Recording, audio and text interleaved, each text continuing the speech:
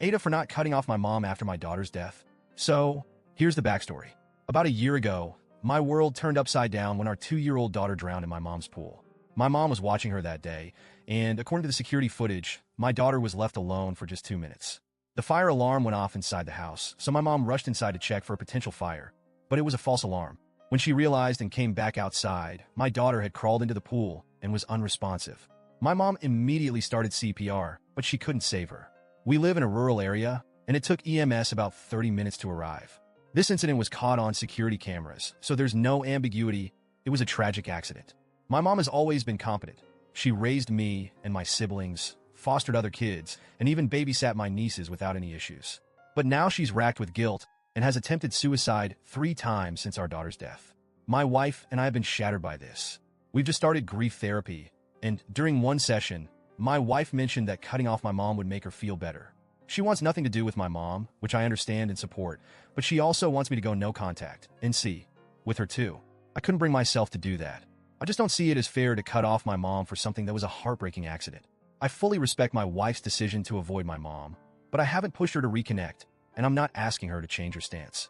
Things blew up last night when my wife saw me shopping online for a birthday gift for my mom. She got really upset, and it turned into another argument about cutting her off.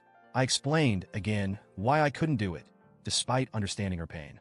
My wife feels betrayed, saying that by staying in touch with my mom, I'm betraying her and our late daughter. She gave me an ultimatum. Either I cut my mom off, or she would file for divorce. She said, it's me or her. I tried to reason with her, but she left that night, packing a bag and going to a hotel. I don't want to lose my wife, but I also can't abandon my mom, who's drowning in guilt and remorse. Legally and in my heart, I don't believe my mom did anything wrong. She's also suffering from the trauma of this accident. I fear that losing me would push her over the edge, and I can't handle the thought of her attempting suicide again. I'm stuck between my wife, who's grieving and angry, and my mom, who's devastated and on the brink. I've been accused of choosing my mom over my wife and daughter, and I'm at a loss. AITA for refusing to cut my mom out of my life? Update. After my wife left for the hotel, I spent the whole night replaying everything in my head. I tried to put myself in her shoes, imagining the agony of losing a child and feeling like the person responsible is still in my life. I get why she's furious. This isn't just about a fight. It's about the raw, unfiltered pain of losing our little girl. But at the same time, I also see my mom's side. She's not some careless person who shrugged off her duties. She's a loving grandmother who made a split-second decision to check on what she thought was an immediate danger, a fire alarm. She didn't leave my daughter alone to scroll on her phone or take a call. It was instinct. And now, that instinct haunts her every day. My wife has isolated herself since our daughter died. She's pulled away from everyone, including me, and I don't blame her.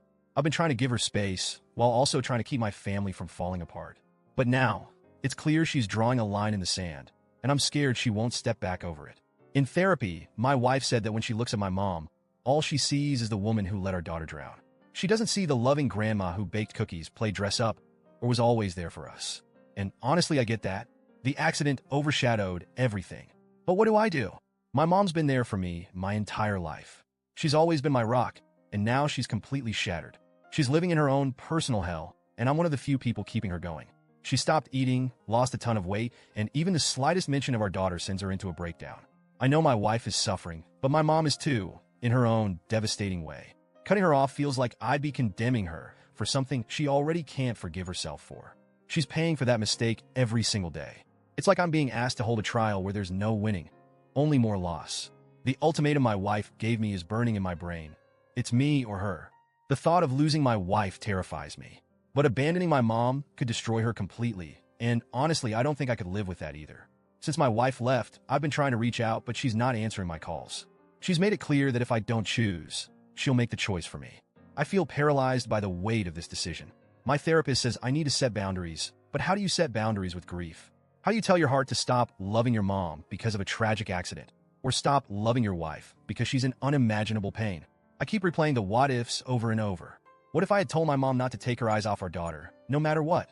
What if the fire alarm hadn't gone off? What if I could convince my wife that my mom didn't do this on purpose, that she's punishing herself enough already?